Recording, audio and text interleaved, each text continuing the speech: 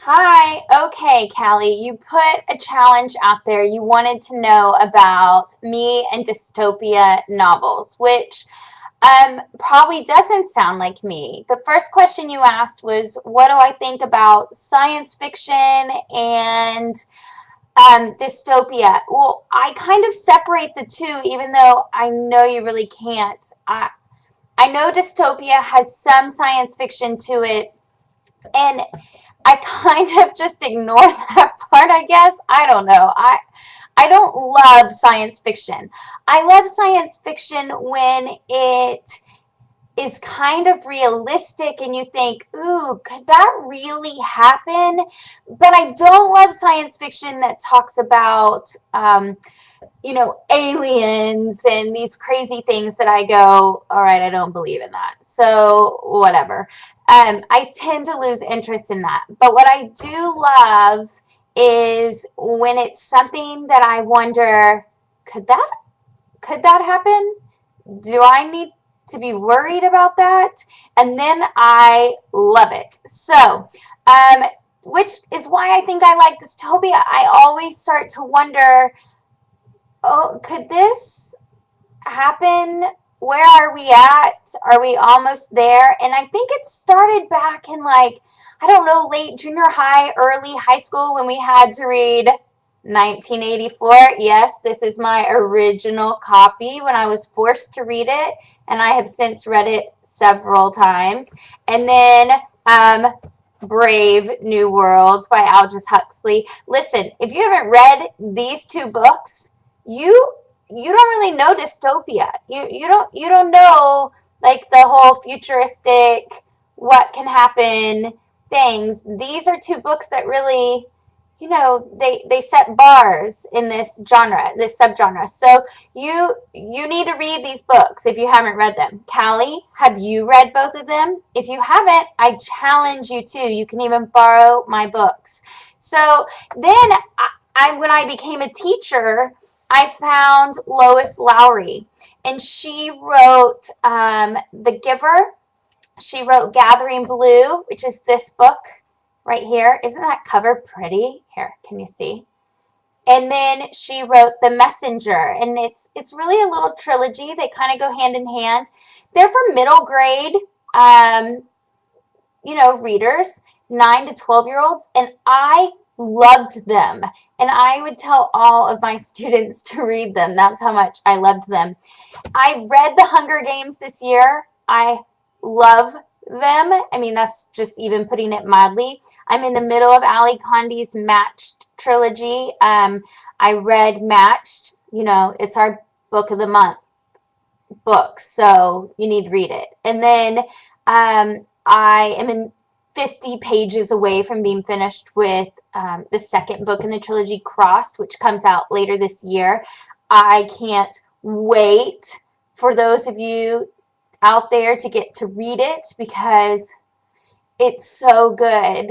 I went to sleep last night and had to put the book across the room because I knew if I didn't, I would stay up and I'd read it. And if I put it across the room, I wouldn't get out of bed to go get it because I'm lazy. So I do love this genre. I know it's a little bit out of character. One of the things you asked me was, I think you think I'm a romance girl, and that's all good, but you can only kiss so much. So I one of the things you asked me was, do I think we're close in any of the novels I've read to being there? And I don't think we're close to any one novel, but I think there are parts and pieces of different novels that I go, oh, I can see us going there. I mean, when you look at 1984 and Big Brother's watching you through the teleporters, I think, I don't know, maybe, do our televisions already have that capability? I don't know anything about that, do they? Maybe somebody out there knows that. But I wonder about stuff like that. I read a kind of a biography memoir um, earlier this year about what was it called? Something about Pyongyang, and it was about North Korea and a man who had escaped from North Korea and his experiences in the labor camps, and he really goes into detail about how they were watched. And they weren't watched through teleporters, but they were watched. And they're told what to wear, and they're told what to eat. They're rationed things.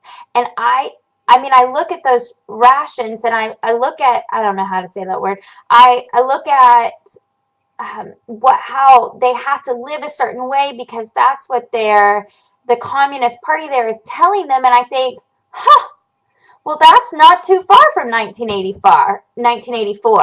I mean, that's kind of exactly what they do. And because he rebelled some, he went to a labor camp. And just to hear and read some of these stories, I thought, yeah, we're not that far. You know, one of the reasons I loved the Hunger Games is because it brings you back to those gladiator days and that bloodlust that, you know, people had then. They watched people kill each other for sport.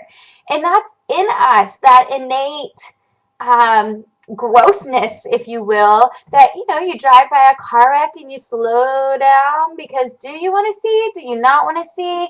I think that's what these books do. They bring out that that innate sense in us, that sinful, you know, state, if you will, and they make us go, oh, wow, I think I might could do some of that. Maybe, oh, I couldn't do that.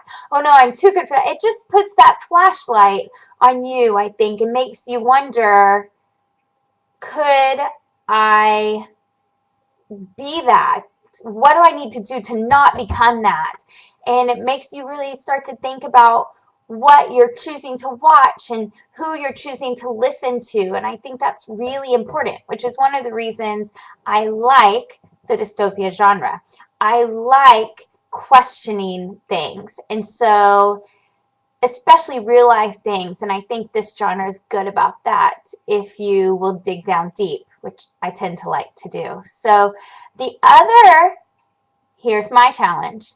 The other genre I really, really, really love, which has nothing to do with dystopia, is when fairy tales are taken and put in a new modern day world or given a twist. So my challenge, Callie, besides if you haven't read Brave New World or 1984, which you need to do, my challenge is I want to know what is the best book that has been based off of a fairy tale that you've read, and why do you think that's the best one?